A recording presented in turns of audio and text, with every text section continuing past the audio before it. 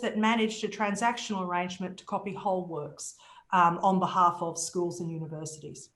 And then there were others that where remote access was a problem. So, for example, a number of our members had arrangements with libraries to enable researchers to access content when the researchers were on the premises of the library. Obviously, with libraries closed, that wasn't possible. So a number of new licenses, including remote access, were negotiated. And there were also some entirely new licenses, which I'll talk about in a moment. And the very last point on that slide is the important one, is that this was developed by working closely with the rights holder groups. So generally, there was a dialogue amongst the authors, the publishers, and the RRO and the CMO about what would be possible and how could we support the licensing and our community in this period. In terms of long-term impacts, everyone felt that there would be an increased use of online teaching. We will not return to where we were before. And many of them felt that that would have an implication for reinvention of collective management. So there would be an increased need for digital licenses and multidisciplinary offerings. So, you know, a license that meets the needs of an educational institution in music, text and image, in audiovisual, all in a single package. They're the sort of innovations people are talking about. In what was a little bit of good news in relation to the crisis had reinforced the value of licensing, particularly for educational institutions.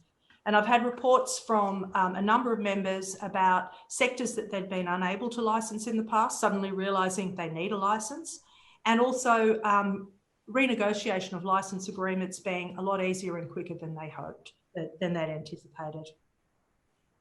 And then there were new licences, and this was something actually in Canada specifically, but also in Spain and France and Australia and elsewhere, where, you know, school reading times, there was a challenge with teachers being able to read books to students online or through their Zoom services. So these licenses were developed to enable reading of books online or through broadcasts, technical solutions for students to take tests, and licenses for online use of copyright content. So they were all interesting and inspirational examples.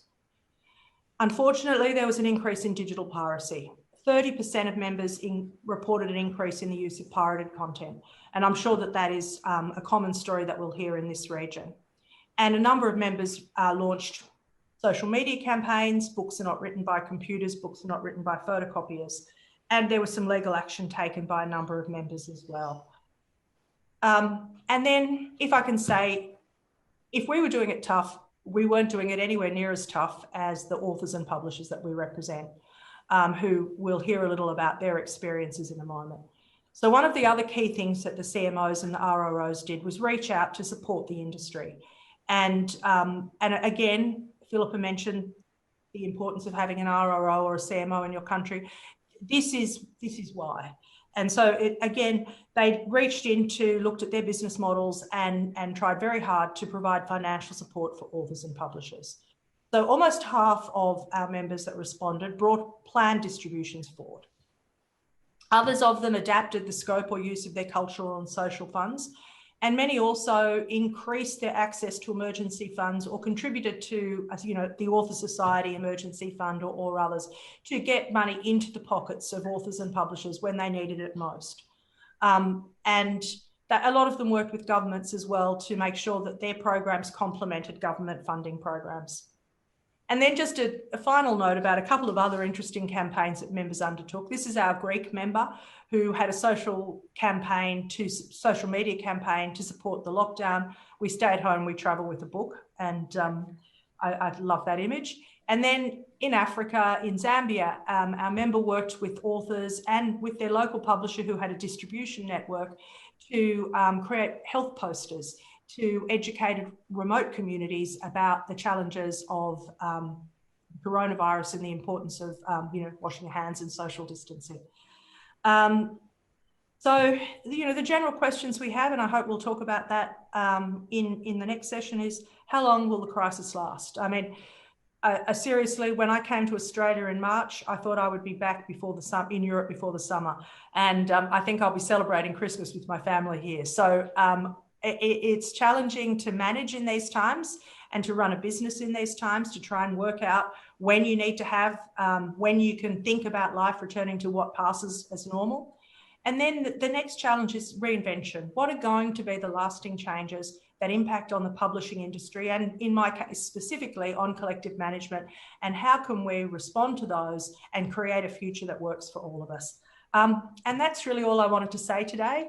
And I look forward to the conversation that we will be having in the future. Thank you very much, Philippa.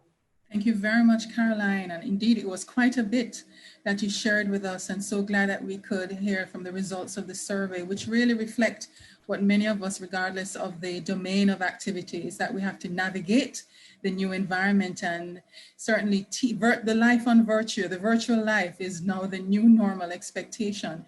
But as many might say, that crises give opportunities. And so, yes, there is an imperative for the CMOs to reinvent themselves and now to find creative ways of presenting or offering solutions for the higher demand or the new demand. And you shared the example of giving a license for reading and taking tests online, and other ways of sharing and giving content. And we can certainly in Jamaica testify of the opportunity that has arisen for us because of COVID-19, where the Ministry of Education is now under a new minister determined to settle a license with us after 16 years of negotiations. So we are grateful that we hear about these experiences from other CMOs, and unfortunately, yes, the continuing threat and fact of piracy, but we all have to globally tackle this. How can we preserve the rights of our rights holders and minimize the incidence of piracy? So thank you so much for sharing. I'm now going to ask John Deegan, who is chair of the International Authors Forum, to introduce IAF to us and to speak to any data that he may have collected on the impact of the pandemic on authors globally, and like Caroline, to highlight tangible ways in which authors can mitigate the effects of the pandemic. John, I hand over to you now. Thank you. Thank you very much, Philippa, and thank you, Carol, for the invitation. Everybody can hear me okay, I assume? So I'm going to share my screen as well. And let's see if I can do that. Let's try to get it full screen. How is that, everybody? Yes, we see that clearly. Thank you. Good? Yes. Perfect. Okay, so thank you again. I'm working from home in Toronto, Canada right now. And I'd just like to start all my talks by acknowledging that this historic place name, Takaranto, you see down at the bottom right of your screen, is a Mohawk word, which translates to where the trees meet the water, or the gathering place. Takaranto is bound by Dish with One Spoon, a treaty between the Anishinaabe and the Haudenosaunee people to share the territory, promote peace, and protect the land. We at the Writers Union of Canada, where I work, we acknowledge them and any other nations who care for the land, recorded and unrecorded, and we pay our respects to Canada's first storytellers. I'm very, very grateful to have a home here. I'm sorry, but you may notice a little bit of industrial noise every once in a while. There's some work being done in my apartment building, and so I apologize if that happens. So let me just move along and tell you a little bit about the International Authors Forum. The IAF is an umbrella group for author associations from around the world, and right now the IAF has over 80 member organizations on every continent in the world except for Antarctica, of course.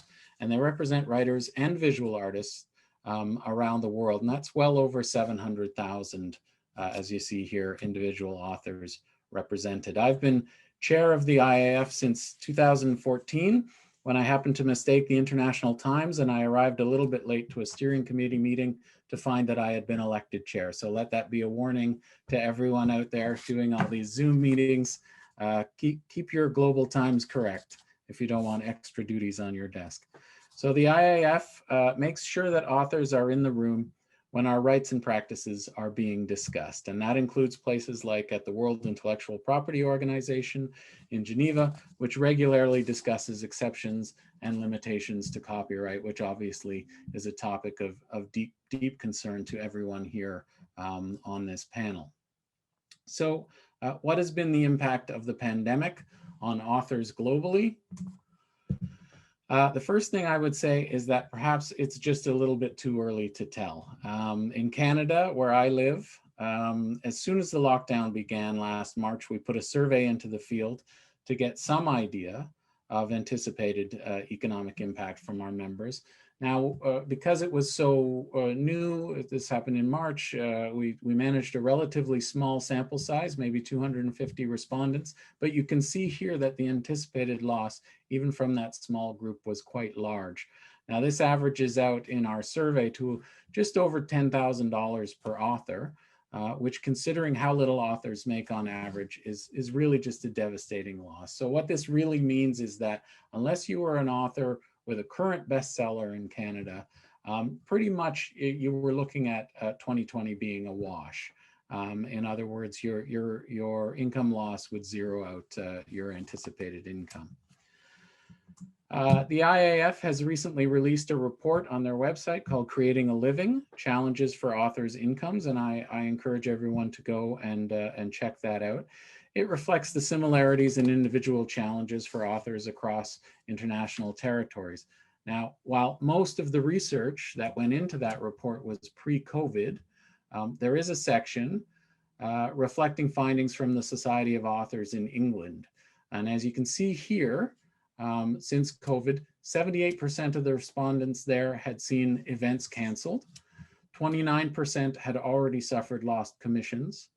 32% were unsure how the pandemic would affect them, while 42% expected to be worse off because of the pandemic. And again, that's in England. It's fairly similar to the findings that we had in Canada, and I'm sure that as more research comes in from around the world, we'll see very similar impact.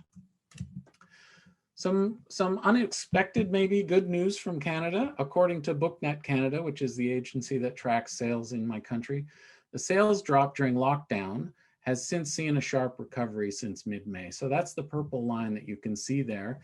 The line above it is last year's sales. So in a normal year, we would expect it to follow a similar pattern. And you can see the immediate, in February, the immediate impact of the COVID crisis. And it was looking quite grim there for March and April and even into May. And then suddenly, with a bit of easing of lockdown and bookstores opening again, we saw a really nice and encouraging spike coming back. And what we interpret that as meaning is that there is real consumer loyalty for books. And what we saw was a real creativity in the bookselling sector in reaching out to their customers. So we're very pleased with the bounce back. We're not quite sure how long it's going to last or what the end impact will be, because as I said, it's really too early to tell. There's likely to be a long tail, I think, of economic damage in writing and publishing that we can't fully predict until actually we experience it. And likely there will be hidden damage. And by that, I mean, you know, the author who was working on a book and got into lockdown and abandoned that book because of everything that was going on. Will that book ever be picked up again? Will that book ever be written again? This is something we can't track, and unfortunately will be sort of the lost history of this era, which is quite sad. Now, to help mitigate the long tail that we're anticipating, here's something we did in Canada. With a lot of our partners in the sector, we created something called a Writers Emergency Relief Fund. And in a couple of short months early on there in lockdown, we raised and distributed close to $400,000 and sent it around to authors in this country. And that included, I need to mention, for Caroline's sake, a large donation from our RRO here in Canada, Access Copyright, for which we were extremely grateful, obviously. Now, how can individual authors mitigate the effects of the global pandemic? The first thing I would say is keep writing. I can't emphasize this enough. There will be an impact on our market, that is clear. But as an author, your own personal recovery from this period really depends on continued work. And I go back and I lean on something that I heard from Penguin Random House Canada in the middle of lockdown, which was that their commissions for the coming year had not fallen off at all. As a matter of fact, perhaps they were buying even more new books from authors. So in other words, they have confidence in the market. They're contributing, they're continuing to invest in new books from new writers, and maybe Hugo will be able to back me up on this in his presentation. The second thing I would say to individual authors is train and retrain. As you can see from the slide here, many organizations like mine, the Writers Union of Canada, now offer plenty of online professional development to learn more about the book trade and to learn new skills. And these are a few examples of the national webinar series we've been running here in Canada since lockdown. And this is something we pivoted to quite quickly, and you should be able to find the examples of this kind of thing around the world. This, I just wanted to emphasize, this is the next webinar that we'll do, and it's specifically about building skills as a digital presenter. The Writers Union has for years run a public readings program and an authors in the schools program. These were all physical in the physical venue programs, and all of that has necessarily turned digital now. So we want to make sure our members have the opportunity to upgrade their skills for this new reality. And in fact, this new reality is kind of exciting. It's very exciting, in fact. What we've noticed is increased accessibility for all of these programs that we do. So more writers have an opportunity to take part in these programs, and a wider audience has the opportunity to take advantage of them. But as well, and this was mentioned a little bit by Caroline, we've seen some increased pressure for online access that is free. And that's really obviously unsustainable for authors. So that's where I'll finish. My final message is that the book trade is proving to be very resilient, I think, at least in Canada, with a very loyal customer base and a readership that is happy to engage in new ways, happy to follow the authors and the publishers down new avenues of connection. So my advice is to be as flexible as your readers are, and above all, to keep writing. And if you haven't already, please join your National Writers Association. We are all stronger together. And I'll leave it there, and I'm happy to join in the conversation. Thanks. Thank you very much, John. Appreciate for what you've shared with us from your perspective, your experience from Canada. And yes, there are many unknowns to the depth and extent of the impact on COVID, but there is still some positive news. Books are resilient, and it was really commendable that you were able to raise the funds for the emergency relief fund and to distribute that to your authors. Well done to you. And as you said, it is true, in the midst of the uncertainty, we should maintain our disciplines, keep writing, keep reading, and keep learning. And indeed, it's true, even though we have to keep social and physical distance, on the online forum, we can still access information and still grow in our craft. So thank you so much for those encouraging tips. I'm now going to hand over to Mr. Hugo Setzer, President of the International Publishers Association, who is going to introduce that organization to us, also speak about any data that he may have gathered on the impact of the pandemic, but also to talk about the shifts in the evolving publishing value chain, and to make his suggestions on critical success factors to meet the current consumer demands. So Hugo, over to you. Thank you. Thank you, Philippa. I hope you will be able to see my screen now. Okay. Yes, we can. Thank you. Yes. Thank you, Philippa. And thank you, Carol. Thank you very much for inviting me to be here. I'm really pleased to be able to share this panel also with some distinguished panelists and friends. I'd like to say hello to Caroline, to John, Judith. It's a pleasure to meet you online. So I'm very pleased to be here on behalf of the International Publishers Association. And let me also perhaps start by giving a brief introduction about the IPA. So the International Publishers Association is the largest federation of national, regional, and specialist publishers associations around the world. So we have 83 member organizations in 69 different countries. And through those 83 associations, we represent the interests of thousands of publishers all over the world. One of our members is the Book Industry Association of Jamaica. And I know Latoya West Blackwood is also watching in right now. So hello, Latoya. And so our two, what we usually consider our two main themes of work, our two pillars, so we say, are copyright and freedom to publish. So in terms of copyright, we're very much aligned on many of the things also that Caroline mentioned. Copyright is also we believe copyright is the basic economic model that allows creators and publishers to get back their investment, time and investment writing and publishing books.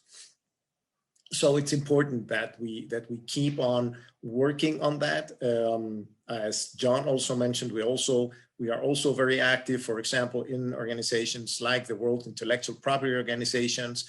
We are also vigilant of national developments in many countries. What has been happening now in South Africa, where fortunately a new bill, a damaging bill for rights owners has been stopped nowadays, but we're still vigilant about how that's developing.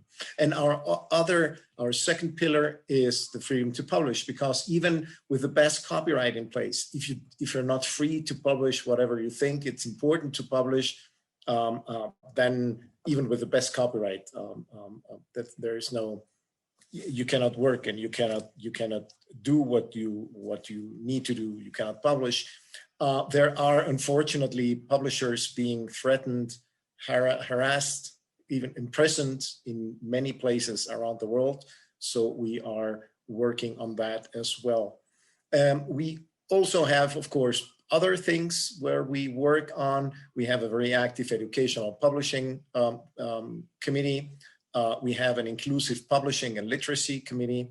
We work on accessibility, where we are also on the board of the Accessible Books Consortium that's trying to bring more books in accessible formats for the visually impaired people around the world. And we enjoy a very important collaboration with organizations, with sister organizations like the International Authors Forum and IFRO, from very long ago already. For example, we had, was it already last year, a WIPO regional seminar in Santo Domingo with Jamaican presence, but there was also a lot of authors there, representatives of CMOs, publishers, and we had a very nice team there representing rights holders' interests in that seminar. So for more information about the IPA and also some of what I'll be telling you in a moment, you can visit our webpage. It's down there. It's internationalpublishers.org. And our work now, especially in particular during COVID-19, what has our work been during all these months? Well, for one thing, we had to face as publishers a grim scenario with the cancellation of book fairs and other events. I mean, all over the world, book fairs have been canceled. We just had, for the first time ever, the Frankfurt International Book Fair virtually, because it had to be canceled.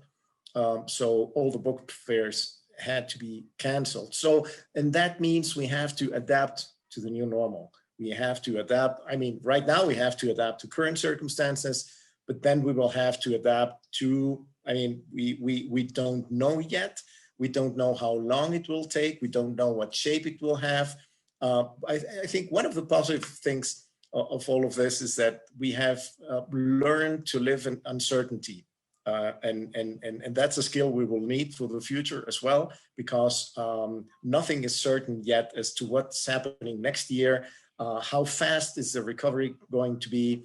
How long is this still going to last? You've seen that there are rises again in the number of cases in different countries in Europe and in the US. In Mexico, we are still we are not in the second wave because we're still on the first one. So so that's really a problem, and especially with the uncertainty. So we have, one of the things we wanted to do was reach out and support our members. We have been in contact with all our members, trying to understand what's happening. We gathered resources. We created a COVID resource page on our webpage, and that's why I was also thinking, please visit our webpage. You will find a lot of information there on what's happening in different countries. I don't have a lot of figures, or specifically, I don't have figures with me today because the impact has been somewhat different in different countries around the world. There are countries where now the book industry is recovering, like some European countries. Some other countries, like my own in Mexico, we are really struggling here. Publishers, booksellers, authors, we are really struggling. So it's depending on every country. But we created this resource page within our own webpage with a lot of information of what's happening in different countries, how publishers have been facing this situation in their own countries. We launched coalitions. We have been also very much in contact with our partners. For example, we published an important joint declaration with the International Authors Forum, with IFRO, with the booksellers, with the STM Association for World Book Day, in which we called governments to support their creative industries, especially the book value chain in their own countries. So that's also what we have been doing. Then we launched a series of online events and interviews with global key players. You can watch all of these interviews also on our webpage. For example, here we have one of those interviews was our Vice President, Budur Al-Hasimi, interviewing Latoya with Blackwood. That was a very interesting and engaging conversation, and we have lots of other interviews with key players around the world. So we wanted to keep members engaged. We wanted to keep the industry together, to be in contact, and because we think that we will come out of this if we are together. We will come out of this stronger, more united, but then we have to be united, not only publishers from around the world, but also with our partners like authors and booksellers and CMOs. So the impact on publishing, as I mentioned, was really different in different places around the world. We all have had to adapt to home office. We have to cope with the pandemic, and well, as mentioned, we have seen declines in book sales all over the world, with mostly in almost all countries. But then we have some differences in some countries. For example, most countries, bookstores were closed for a period of time. In some other countries, like for example in Korea, they never had a complete lockdown, so they weren't hit so hard. Of course, the bookstore experience is not the same as shopping online, but we saw a very interesting increase in online sales practically all over the world. And what was interesting is how we were able, authors and publishers, booksellers and CMOs, really to be innovative and to find new ways of doing stuff. Authors were doing readers together with publishers and together with booksellers, and booksellers found new ways of delivering books to their customers. Booksellers who didn't have perhaps yet an online shop really set up very quickly online shops as well. So there was a lot going on. Well, we also have, as always, a lot of competition for reading. I mean, we have news and social media and emails, but I think one of the positive things is that we have seen all around the world that people are still reading, people are still looking for books. So I think that's also one of the positive outcomes. In many cases, well, almost all over the world, at least for some time, production stopped with publishers.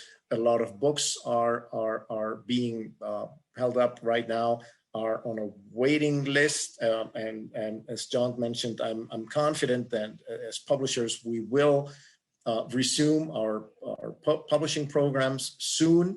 But then, as mentioned, I mean, there's this uncertainty that we are not sure how long this is going to last. And for us publishers and for booksellers, the cash flow, I mean, and having to be able to pay our suppliers and to get our accounts from booksellers and so on. So it has been, cash flow has been really critical during this time. But I think, and that's again another way or another reason why this collaboration with our partners, with authors and with booksellers has been so important. But I think we will resume publishing very soon, and again, depending on the situation in different countries. What was really important also, and we could see that in different countries, was the incentives from governments, for example.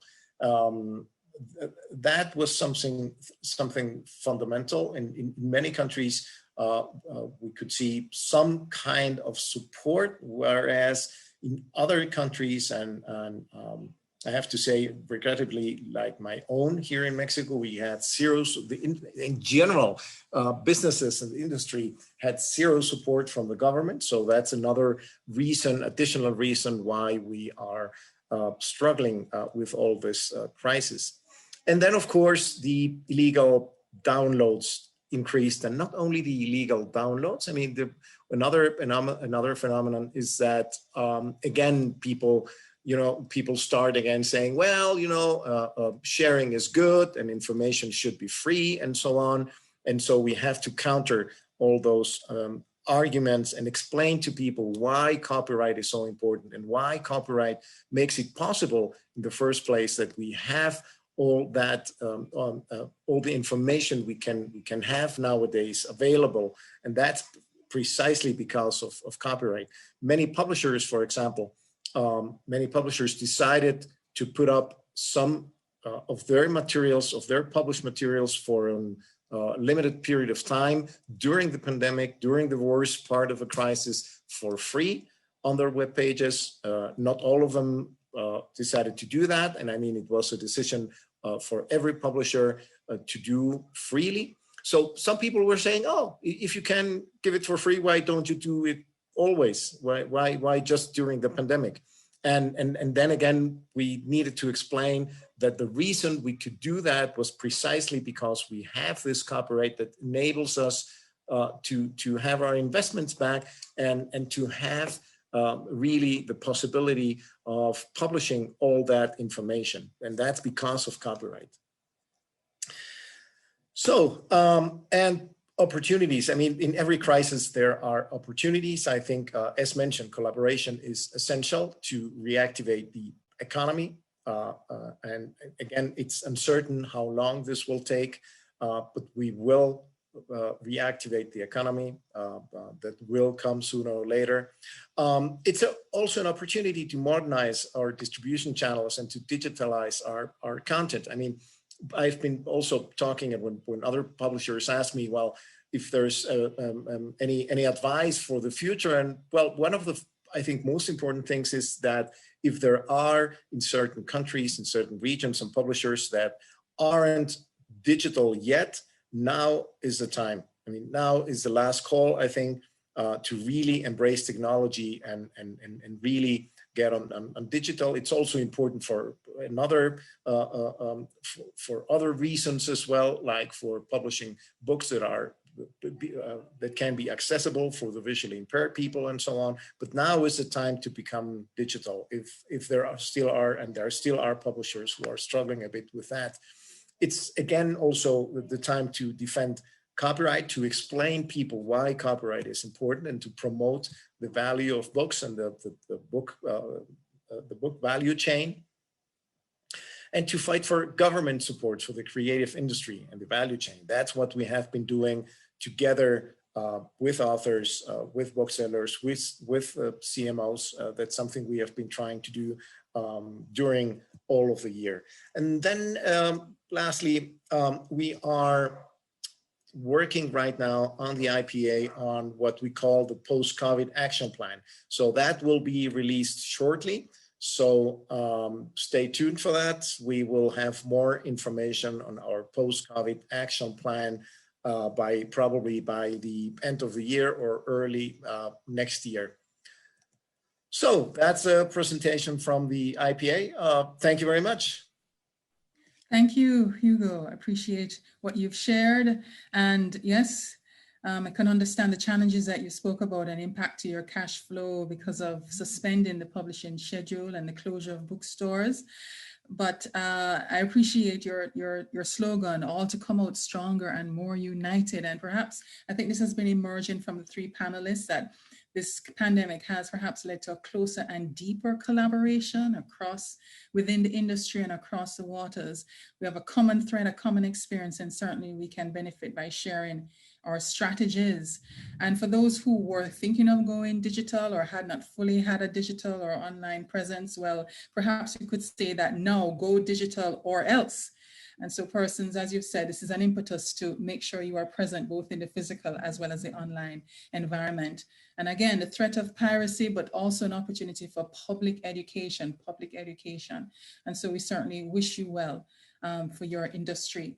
Before I turn to our last panelist, Judith, I'm just reminding our attendees, we will have a Q&A session coming up after the next presentation. So you can begin thinking about your questions or even posting them in the Q&A or in the chat. We will get straight to that after we hear from our next presenter, Judith Fallon Reed, an author, screenwriter, director, and filmmaker. And she's going to talk about her experience, but in her own words, how this experience, she has parlayed this dreadful situation into a creativity boom. So Judith, handing over to you now. Thank you. Thank you, Philippa. Thank you, everyone. This is indeed quite a time, and I'm excited to be here. I was asked to talk about my experience, and yes, I'm going to share my screen at some point, but I want to just tell you what happened to me with this COVID thing. So 12 years ago, I went to Antarctica. I was the first Jamaican woman to go to Antarctica. And I waited 12 years to create my exhibit, spent thousands of dollars, came to Jamaica in February. I had this wonderful launch at the National Library with 40-something photos. I made a film, 2 books, I had a whole talk. It was a whole huge event. It went on tour. And I had this whole lineup tour in North America. I was going to Canada, we had LA and San Diego and a whole host of cities all organized. Came back from Jamaica after doing Kingston, doing 2 or 3 different things in Kingston, Ocho Rios, Montego Bay, and having huge success. Came back pumped up on the 6th of March, ready for our next long list of places that we were supposed to go, and bam, everything shut down. So, my first exhibit was supposed to be on the 15th of March. I had just arrived, so I had a 14-day quarantine, couldn't go. The next one was on the 22nd. By the 22nd, everybody was quarantining. Everything shut down. So, it was shock. The first reaction, I think, for me was, oh my goodness, I waited 12 years to do this, spent thousands of dollars, US dollars on it, to get just these amazing images done from my photos, get the right stuff to exhibit them on, pay for framing, all kinds of exciting stuff. Was totally pumped to head on the road with my 2 books my 2 new books. One was a children's book and the other one a coffee table book from my Antarctica experience, and I got shut down. So where do we go from there? The first thing I had to do was accept that this had happened. And I know that sounds pretty simple, but it's not. And I'm sure all the creatives on this call, this webinar, know that it was not easy to accept it. Somewhere in the back of my head, I kept my reservation for April in the Bahamas, kept my reservations for June in LA, kept my reservations for Canada in September, because I optimistically or stupidly thought, okay, by November, I'd be able to get back into the swing of things. Well, here we are. It's November and that has not happened. And so therefore, in my usual very positive way, I had to find something to do because, you evolve or die really is what it boils down to. And I learned that a lot very early on. So I'm going to share my screen with you because evolve or die is a real thing. And let me just pull this over. Everybody can see the screen? Screen is good? All right. So my little presentation is called Creating in COVID, Wheel and Come Again. Thank you, Carol. Carol, when Carol sent me the note to do this presentation, she asked me to share how to wheel and come again. And so I grabbed that. And this is all going to be stuff that I've done and stuff that I have in the pipeline. For authors, creatives in general, what do we do in this time? And so Judith, do you want to make it large? Sorry. Yeah. Slides? I did not enlarge it. My bad. There you go. Sorry. Great, thanks. So the first thing that I did was I took a look at my last novel, which was The Silent Stones. And The Silent Stones came out 4 years ago or 5 years ago, I don't know, 4 years ago, I think. At the time that it came out, actually it was 5 years ago. At the time it came out, I came to Jamaica, did my launch. I'm always in Jamaica, as Carol says, doing all kinds of things in the literary world and the film world. And came to Jamaica, had my launch, came back to the States to launch the book. I launched all my books in Jamaica first and to do my tour. And then my mom got ill. My mom became terminal and she passed away. So I never went on tour with that book. I never did a bunch of readings or anything. Whatever was done was done. And my friends bought books and I did some promotions and, but it never really realized its full potential or did half of what my other books had done. And so this was the opportunity for me to go back to The Silent Stones, take a look at it, reread it, look at, every book comes out with some issues, look at the issues that were in it, and decide to re-release it in another year. And so this was a great opportunity for me as well, because I had printed it at a normal book size. Well, I have gotten 5 years older and I'm having a challenge reading a normal print. And I realize all my friends are also 5 years older and we're all having challenges. And so in this reprint, in this opportunity to re-release, I actually will make the font bigger so that it's sight saving for those of us who are a little older and a little more challenged on the eyes. And I'll re-release it when this mess is over. I'm also working on the audiobook because ever since this book came out, I've had people ask me for the audiobook. I've never had the time to do the audiobook. I'm usually on a plane going somewhere, doing something. And so I have been in my house for 8 months now. I have never spent 8 months in my house, ever. But it's a great opportunity to do the audiobook. My husband and I, we do film. We have our own studio at home. So time to work on the audiobook. So that's one of the things you can do. Look at your books. Look at the one that it's time for you to re-release it. There are always new audiences. Everybody has not read your books. So there's always going to be a new audience. You can always re-release it, do a new edition. You can update it. It's your book. Work on it and work on the audiobook. Audiobooks are really doing well. People love audiobooks. I don't listen to audiobooks personally. but I have a lot of friends who do. And so work on the audiobook. Second thing that I thought of was I breathed new life into something. Rediscover a dream that has been deferred. So many years ago, I write screenplays and I write theatrical plays as well. And one of my movies was made from my screenplay, which was a theatrical play. But many years ago, before all of that, I had wanted to make a radio drama because I love radio drama and I'm a dramatist. And I wanted to make a radio drama, didn't have the time. It's been on the back burner, had the name, had the jingle, had everything. Didn't get to do it. Well, I've been stuck at home for 8 months. What am I doing here? I mean, I do marketing to pay my bills. I'm a marketing consultant by profession outside of all my creative work. But if I was to depend on my creative work, I'd probably be hungry. So I still have marketing clients. But outside of that, I'm sitting at home and I'm like, okay, perfect time. So I took one of those screenplays and I've turned it into a radio drama, Highway to Heaven. And it's been airing for 7 weeks now. There were other creatives who were just eager to create, dramatists who have not been on stage, who just wanted something to work on. So I got a bunch of them together and we've been recording on Zoom because some are in Jamaica, some are in Florida. And of course, we can't get together. The recordings aren't the best, I must admit, but they more than serve the purpose. And we have episodes airing all over the place now. You can do the same with your book. Expand your reach, breathe new life into it. So the book has been around for a long time. People have told you how much they love your book.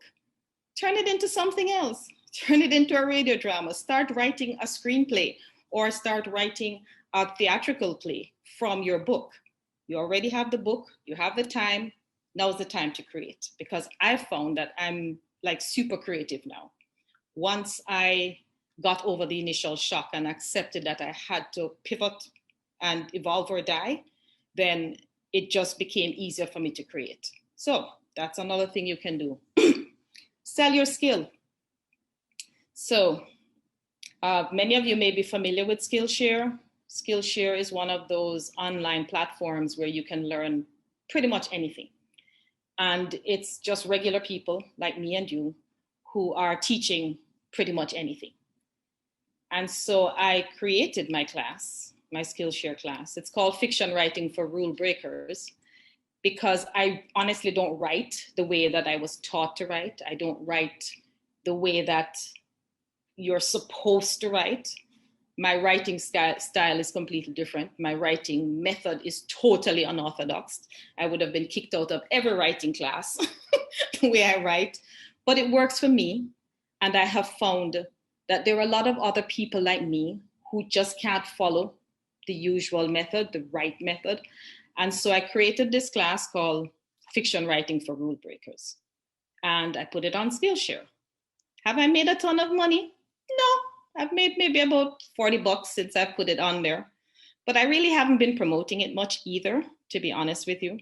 It's just on Skillshare, people find it, they watch it, and so far I've gotten really good marks. So look at the skills you have. What is it you can teach? Because you can teach something.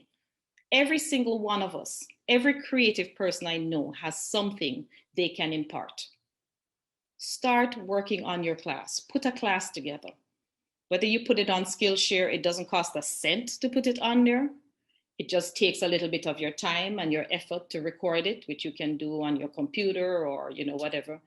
Put it up there. Or do a class this way as a webinar through Zoom, or use whatever platform you want. But sell your skill. And if you want to do it for free, that's fine too. But you have skills, you have talent, use it in this time to share what you have. And yeah, I have made a ton of money, but hey, it's up there and I got it done. Build your community.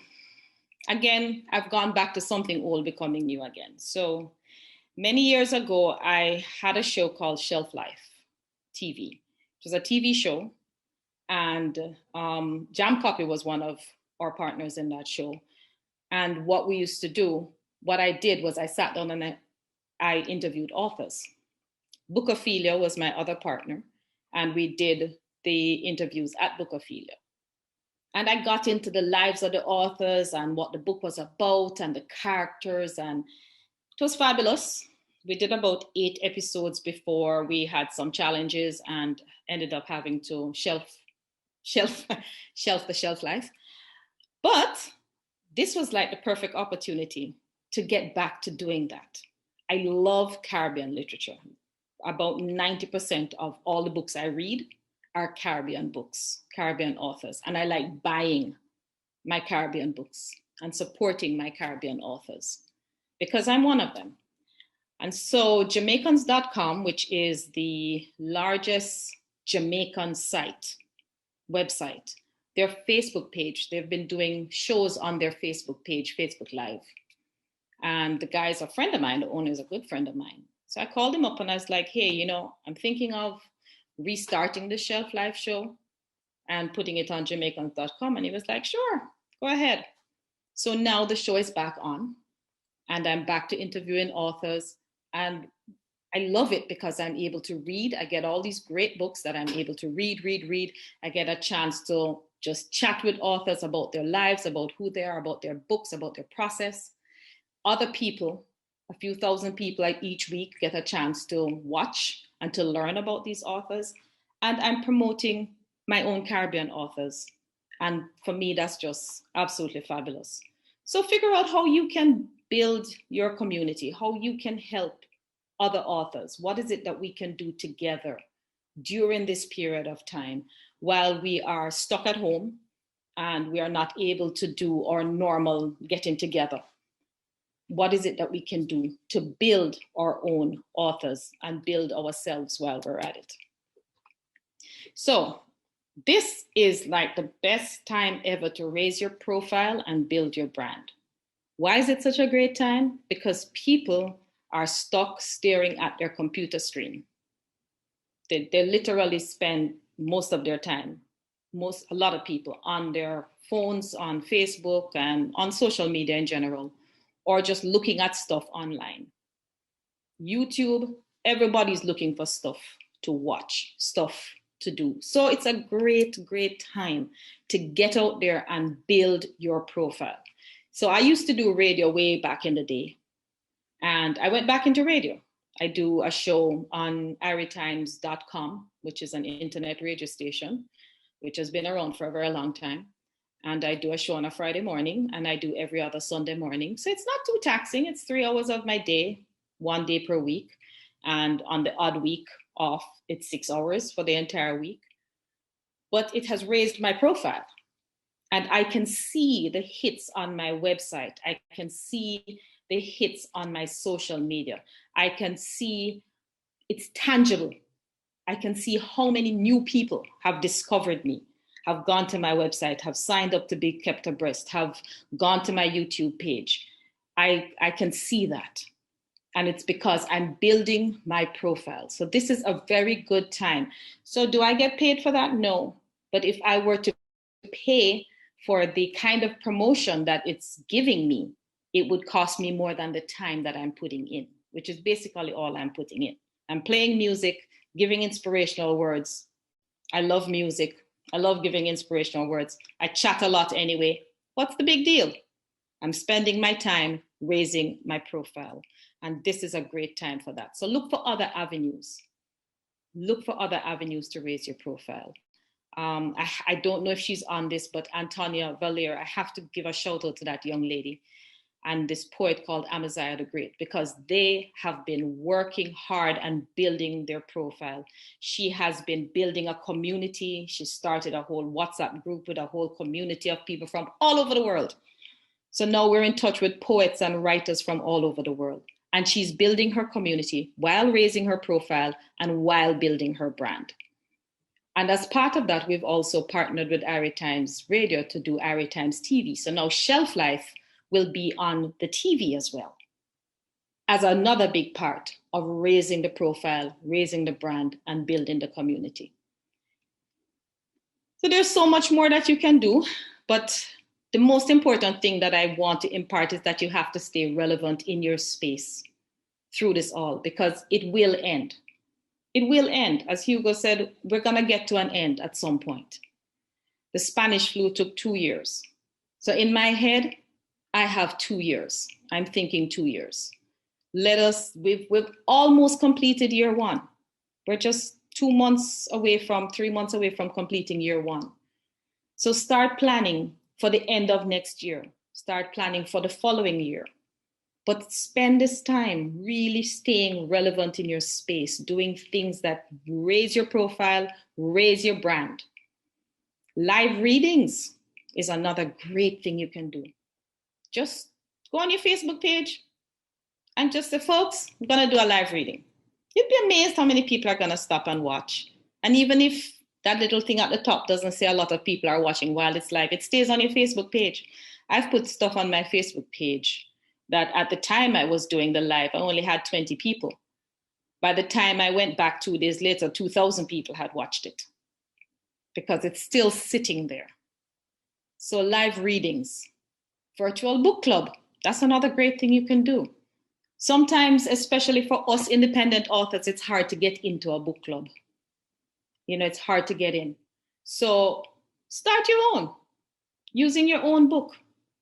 Invite people, friends who you know who have already read the book, and have them invite some friends, tell people. And once a month, it can be once a month, it can be once a week, it can be once every 2 weeks. But get together with people who have read your book and people who are interested in the book. And it's a really good way to sell books, one, but also, again, build your relevance in your space, create your fan base, get more fans. Blogging, another great thing you can be doing right now is start your blog. And it's really good if you can do a blog based on whatever is in your book. So my Antarctica books are about Antarctica and the environment. And I've started doing stuff with the environment. And I created a short film called A Deep Breath, which was surprisingly very well received. I had thousands of people watching that short film because it was only 5 minutes, but it was about how the earth took a breath when everywhere was locked down and animals came back where they weren't before, and the waters were cleaner and all of that. And out of that, I've had people ask me to speak at environmental things. Something that honestly didn't cross my mind before. But now, I'm now relevant in that space. Update or create your website. If you don't yet have a website or a web presence, now's a good time. Now's also a good time to update it. I've had a website forever, but it was stale and old and had been sitting there with, I update the information, but the look was so several years ago. And I didn't have time to update it. I built my own sites and I didn't have time to update it. So I finally found the time to update it. And I found the time to update my YouTube and to increase the number of likes and the amount of subscribers. And so my websites are both updated now. You can actually, and I do mean updated, you can go on there and see the latest Highway to Heaven episodes, or hear them rather, and whatever else I'm working on. So take the time to work on you, work on your brand, work on your profile, and how far you can raise it during this period. And, turn the COVID confinement into COVID creation. There's so much you can create. You just have to open your mind now and step out of the box. Think of yourself as an author, but more than an author. Think of yourself as a creator, somebody who is going to create more than whatever it is that you have done with your books. You can do so much more. And now is the time. And the beauty of it is that in this space, in this dispensation, you're no longer confined to just the people who live within a 50-mile radius of you. When I do anything now, my friends in Washington, my friends in London, all over the world get a chance to be a part of it. So you just have to create it, build it, and they will come. We still have a long way to go with this COVID thing, a very long way. So you might as well get comfortable and start figuring out how you're going to make it work. Thank you. Thank you very much, Judith, for sharing your experiences and practical suggestions. I think of the Jamaican proverb, turn your hand, make fashion. For our international panelists and guests, it means when things get difficult, you have to improvise to survive. And this is what I think Judith has shared with us. So we need to look back on your work and how you can rework the work and expand the various platforms on which is available. But also look back on yourself. What skills do I have? How can I finesse them and share them with others? You want to build your community and build your profile and build your brand. So thank you very much, Judith, for sharing those practical tips with us. So now I'm going to receive some questions, open the floor for questions and answers. First, I will ask the panelists if they have any questions for each other to please go ahead and do so before I take questions from our attendees. So John, Hugo, Caroline, Judith, are anything you want to ask of each other? I don't have a question. I just wanted to say how inspiring your talk was, Judith. Thank you very, very much for that.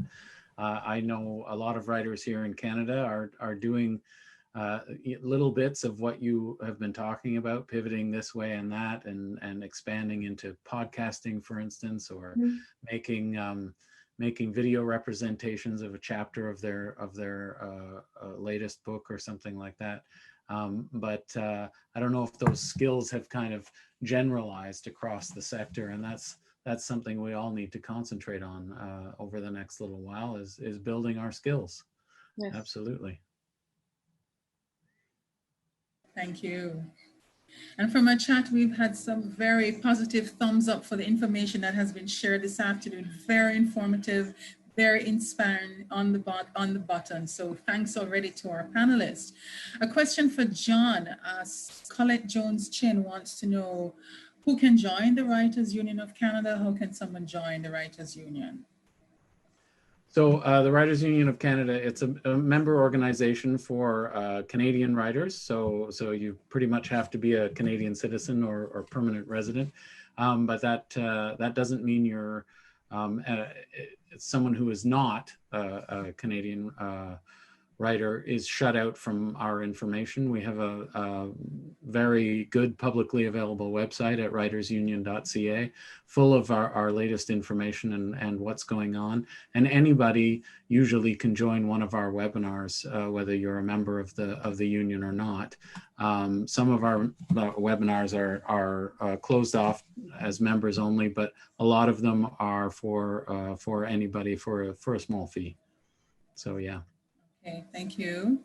We have two questions from Raoul Dunkley. The first, he's asking if there's any guidelines within the industry for an illustrator on what sort of royalty percentages he should ask for in his negotiations, whether for illustrations or design or layout of a book. Are there any industry guidelines or suggested guidelines that he could refer to any of our panelists?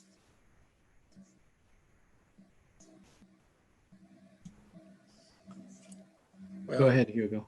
I would just say, I mean, I'm not so familiar with illustrators, but I think that has been a theme of conversation. If there should be some kind of guidelines as, for example, how much royalties illustrators or authors in general should be getting from publishers, and well, it's something that every publisher, and I mean certain countries might have something, but in general terms, it's something that it comes from a negotiation between every publishers and their authors, I think. Yeah. I don't know, John, if you agree with that. I agree, and what I would add is that there are organizations all over the world for visual artists, including illustrators who work in publishing, and they would have a much better idea about sort of standard contract rates and everything. But you're right; it is something that is written into the contract as a royalty split, and it's a matter of negotiation. If I can just jump in there for a minute, John mentioned some of the organisations representing visual artists. Some of those are members of IPRO, specifically, and some of them do have ranges or guidance information on a national basis on their websites, but it's always subject to negotiation. And perhaps if you have a look at some of the visual members of IFRO's membership, they might have some information on their websites of benefit to you. Okay, thank you. His second question has to do with album artwork that are available on digital platforms, and how viable will online artwork be? What's the viability of online artwork and generating income from making art available online? So maybe I should also make a comment about that, given the interest in, that we have in visual artists, representing visual artists through their collective management organisations. I don't know specifically about album artwork, but I do know that there is a lot of demand for online artworks. The challenge, of course, is how do you get remunerated for that use? And what are the business models that you're investigating to do that? And again, what I could suggest is the collective management organisation can help you there. I talked about a number of our members who are putting together online exhibitions and shows for their members, and also mediating with these platforms on their behalf.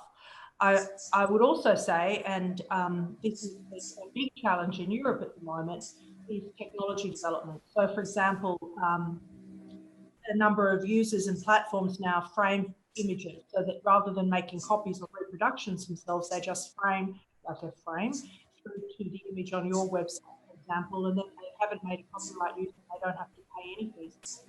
So these are a lot of challenges to do with navigating the online world and how to be remunerated for works. I hope that's helpful. Yeah, and I would add to that and say that, you know, as much trouble as the writing and publishing sector has had with pirated versions on the internet and pressure to provide the work for free, I would say that the visual arts side has had even more pressure, certainly, and less success maintaining the value of their work online. So it really is a question of approaching that as professionally as you can, understanding the value of your own work, and making sure that you're professionally represented through a copyright licensing agency, for sure. I get questions all the time from people in our side of the business, you know, about can I use this image in my work? And you know, I had a question the other day, you know, can I have my author photo taken in front of this beautiful work of art behind me, and is that okay? So even within our side of the industry, there's a sort of a lack of understanding of the real value in visual arts. And maybe Judith, maybe you can speak to that directly from individual experience with trying to you know, maintain the value of those beautiful images from Antarctica. It's a tough one. It's a really tough one, because you really do have to worry about that, people using your images. From what I have done for me is that I have designated a certain 5 or so photos as my press photos. So the press has access to those 5. And then anything on my website, the way I've built my website, you can't download my photos from my website. You can look at them, but you can't save as image and you can't download them. And I also uploaded them low res, so that even if by, you know, I mean, when I say you can't, I mean the regular average person can't. I'm sure there's some techno wizard who can, but, and I'm pretty tech, but that's the only thing that I could come up with. But people who have bought my book, how do I stop you from taking a picture of the picture? How do I stop you from, you know, doing anything like that? And I really don't know that there really is a way to completely secure it. I mean, meta tags will trace it. If it's on a website, the meta tags will trace it, and, you know, all the other little things that are embedded technically into it. But it is a problem. It is definitely a problem. Yeah, what you're talking about there, Judith, are the technical protection measures, right? And yes. And what we've always said is the best technical protection measure is a good, strong copyright law that everyone respects. And so, yeah, you're right. There's, there's a limit to the amount of protection you can do in the online world. What we really need is for the user and the online consumer to understand the value of those works and engage with it as a market the way we do. If I can just say though, John, or the folks who are on the webinar to whom this is relevant, that is why it is extremely important that you have this metadata on your photos. That every photo that you create, every photo you put on your website, you have tags that are attached to the photos and everything that you put out there, so that if it becomes an issue and it pops up, on somebody's website, then it can be found. But that's why it's so important that you can't just put your stuff out there for the universe to have. Because before you know it, I actually do know of a case where somebody's photo appeared in somebody else's book. Somebody else's book. And they were like, oh, I found it on the internet. I'm like, yeah, but free to look at is not free to use. And they honestly didn't even understand that they couldn't just use it. So it's that education, I think, is going to be a huge thing. People need to be educated that free to look at is not free to use. And that's a big problem, is that we need to make sure that people are educated, because we see it every day. I do marketing. I see it every day. Thank you. I have a question for Hugo. Can individual publishers become members of IPA? And if so, how? No, our members are organizations, publishers organizations in the different countries. So the best way for an individual publisher would be to become a member of their national organization. And so we have national publishers associations, and we do also have regional. For example, we have in Latin America, we have the Grupo Iberoamericano de Editores, and in Europe, the Federation of European Publishers, and so on. And we have specialist organizations as well, like the Association of Scientific, Technical, and Medical Publishers, which is also a member of IPA, but individual publishers are not members of the IPA. Okay, thanks. And that question was from Ivenia Benjamin. I have a question from Alma Darrow and Dr. Jermaine Gordon. It has to do with ebooks and the financial viability of ebooks. Are Kindle ebooks financially viable on other platforms besides Amazon? And how would you encourage more interactive books and reading? I combine the two questions since they both have to do with ebooks. Okay, I'll if you don't mind, I'll jump in as sure. Ebooks. Right ahead. So my books are on Amazon. I don't make a ton of money off of Amazon. But if they're not on Amazon, then how do my friends in London and my friends in Canada and the back of beyond get their hands on my books? And so that is really my main reason for being on Amazon, is so that people who are far away can access them.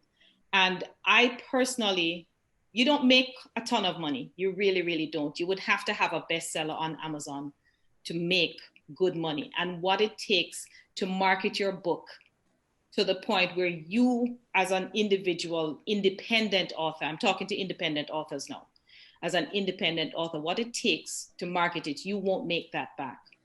But there's something about being on Amazon, being available on Amazon, that also offers a certain amount of credibility.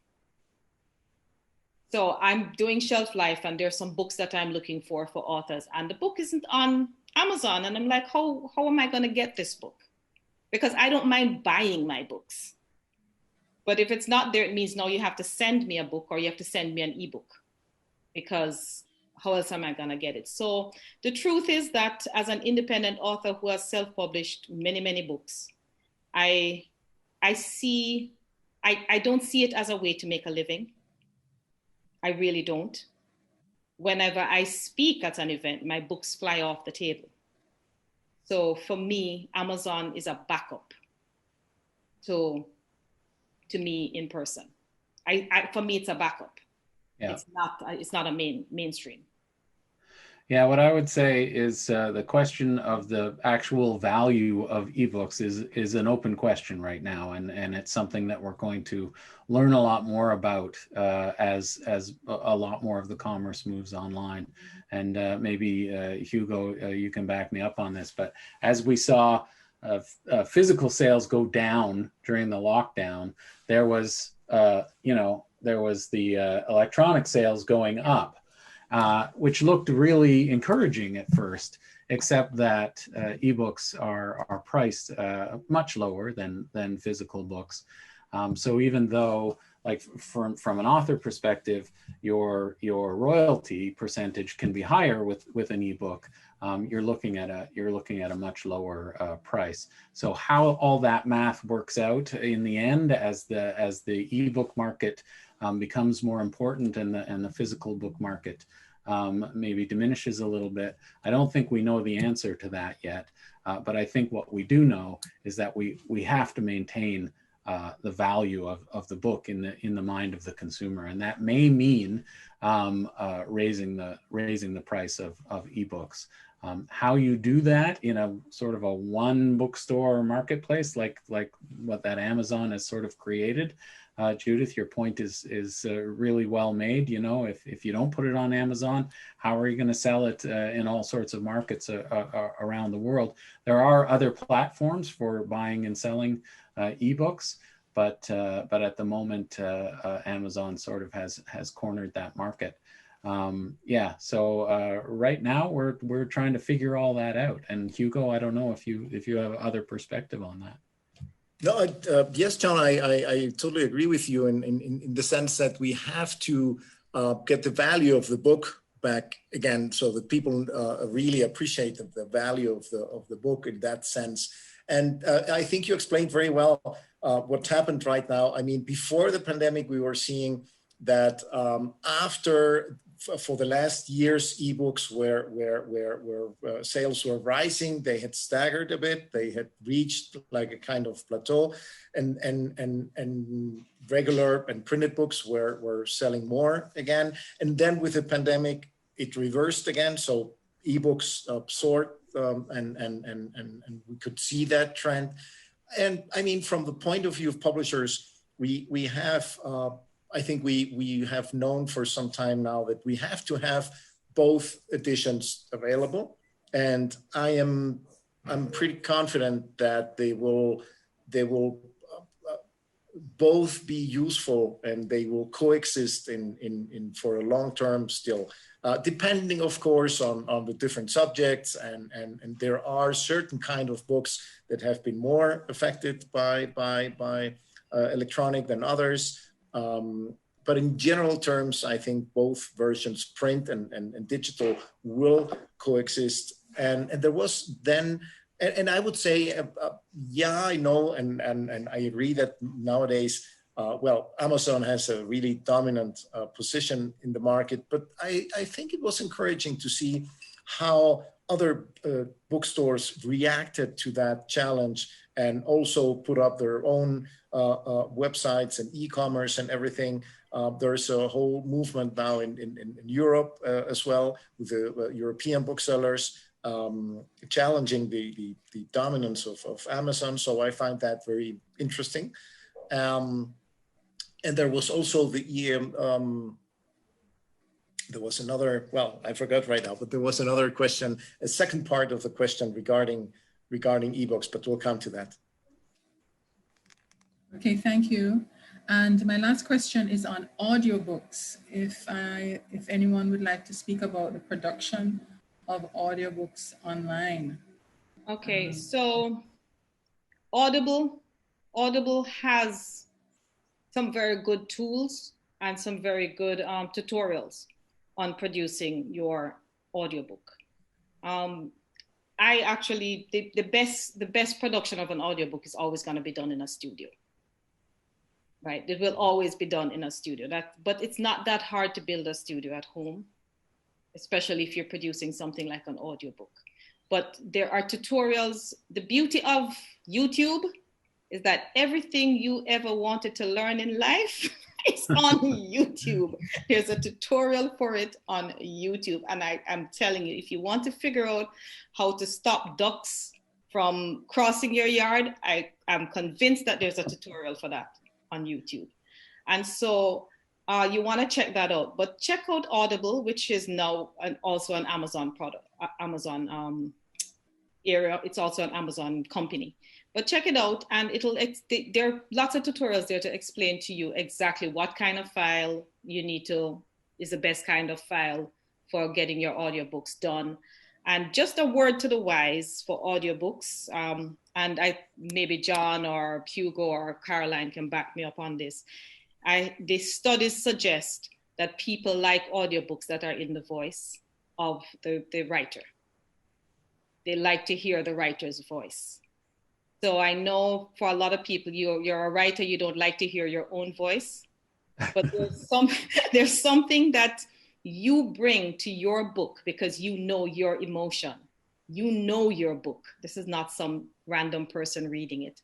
And gone are the days when you read the news like the BBC used to read the news, where you had no inflections, it was supposed to just be totally without any kind of emotion. CNN kind of threw that book out the door. And so people would like to hear the author's voice. So if you can read in your own voice, that would be just amazing. People like when they can hear in the author's voice. And thank you, Judith. And what I would add to that is that if you're thinking of expanding your writing and turning it into an audio product, don't stop at audiobook. That is one audio product that you can make from your book. But I know a lot of writers who are serializing their book as podcasts and using those podcasts as promotional tools to sell the physical product. I mean, there's a lot that can be done out there with this new creativity, and absolutely, I'm going to back you up on that, Judith. I've learned so much during the pandemic just by looking at how-to videos on YouTube. I've become a better plumber, for instance. Yeah. So yeah, there's a lot you can do once you start to expand how you're presenting your book in the world. It's an exciting time in that way. Before you decide to get it out there, just go and learn about it. That's all I'm saying is learn about it. Yeah, and get a very good microphone. There you go. Yeah, when you do produce the audio, it's to the specs they want, and it sounds right, as opposed to doing it and then figuring out, okay, now I have it, where do I put it? Go figure out where you're going to put it and what they need first, and then work backwards from there. Studio time is not that expensive, to be honest with you. If you're in Jamaica, you can actually get really good studio rates. I know a couple of studios where you can get very good studio rates, especially now during a pandemic when they're not really producing much. You can probably get a studio because it's just you and the engineer. Well, I'll tell you, as winter approaches Canada, I very much wish I was in Jamaica looking for a studio. So winter is not approaching Canada, John. Winter is in Canada. Yes, here it is. A clarification, the earlier question I'd asked about ebooks from one of the attendees, Dr. Gordon, he was actually asking more about the direction of interactive reading books. What do you see as the future of interactive reading books?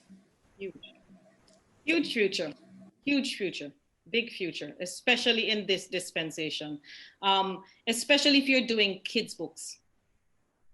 It's really great for kids books to make interactive books. For me, I find adults are not as engaged in interactive books unless they're like self-help or something like that. But children, yes, it's the perfect thing to do with a children's book. I'm trying to figure out how to make mine interactive now. Okay. I'm going to allow Carol to respond to a question from, I'm sorry, was there? Yeah, perhaps that was a part that I forgot a while ago, because I also think it's there's so much to do still in that part, in interactivity with ebooks. About a year ago, a very well-known publisher said in an interview that one of the problems with our current ebooks is that we are as publishers selling stupid ebooks because, well, they're just a digital representation of a printed book for the most part. So we still have the challenge, and I think most of us as publishers are embracing that challenge of bringing in more technology and having books that are more interactive, and starting, for example, with making books available for visually impaired people to make ebooks really accessible. That makes an ebook a better product for everyone as well. Kindle Direct Publishing. Sorry, Carol, let me just jump in real quickly. This is again for independent authors. The Kindle Direct Publishing has a kids publishing tool, Kindle Kids or something like that. But it's a kids publishing tool that publishes their color books, and it has interactive components in it. It's not spectacular, but it does have interactive components in it where things can pop up and stuff like that. So there's a start. And as Hugo said, more publishers are ahead. So I hope that helped you. Jermaine, I kind of know some of the stuff you publish. If you look at that, if you're still publishing on your own, if you look at that area of the Amazon KDP where the children's books are, and do it from that section, you will have some interaction in it. Okay, thanks, Judith. Carol wanted to answer a question from Dr. Paulette Carr regarding expansion of limits for RROs during this period. So there was a question by Dr. Carr. Dr. Carr, I happen to know, is the campus librarian at the University of the West Indies, Mona campus. And the question she posed was in relation to expanded limits for copying during this time. And in fact, several RROs, as Caroline mentioned, have risen to the occasion in terms of how we respond in this time in terms of our licenses. And JAMCOPY has in fact expanded the licensing limits under our license with the UE. So perhaps it hadn't come to Dr. Carr's attention yet, but we had sent a notification. In fact, when the pandemic started earlier in the year, we expanded the limits initially. There was a temporary expansion which went up to the end of June. And we have again instituted or reinstituted those expanded limits, which now go up to the end of December. So yes, we have expanded the licensing limits. It's now up to 3 chapters of a print publication and up to, I think, 30% of the publication. And we have also relaxed the requirement where under the license previously, the library had to own a copy of the physical book. We have relaxed that as well. So if the lecturer owns the copy, that is allowed for to make the reproduction. Okay, thank you, Carol. Well, we've had a very rich afternoon, a couple of hours together, looking at this very important topic of finding our way through COVID. I want to thank again our presenters, John, Hugo, Caroline, Judith, to our attendees from across the Caribbean region. So glad that you could have been with us this afternoon. Hope that you'll be able to come back on Thursday. It's the same time, 2 p.m. Jamaica time. And now that you have received all these strategies, I am commissioning you to go create, innovate, navigate the thrive and soar above COVID-19. Thank you so much again. Until we meet again, whether online or in person. Thank you. Take care. Bye-bye. Thank you again.